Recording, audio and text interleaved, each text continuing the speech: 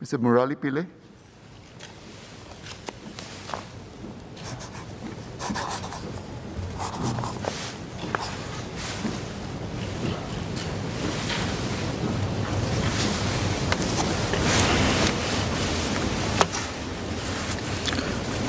Sir, DPM Heng in his budget speech highlighted that the strategy for our country to emerge stronger must involve deepening Singapore's position as a global Asia node.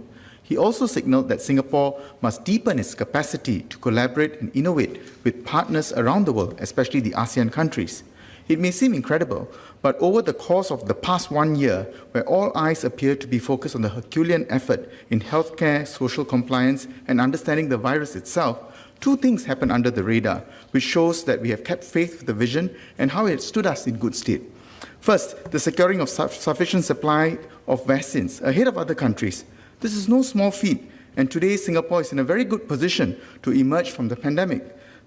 We must not take for granted that a small country with no bargaining power can secure a reliable supply of such a precious commodity and provide logistics not just for Singapore, but for others in the region.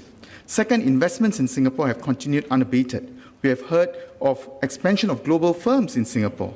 In 2020, Singapore attracted $17.2 billion in investments, despite its worst recession since independence.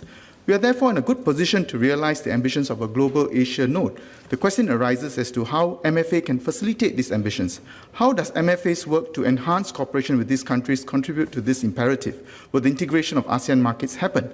DPM Heng has identified 3 areas for focus. The first is in the area of setting standards, second, area of human capital development, and the third, international business linkages. All this rely on innovation, enterprise, and technology. This must not be the esoteric domain of glass and steel in Biopolis, but must flow into the conversations of coffee shops in our housing estates, into what I want to be when I grow up, essays in primary schools.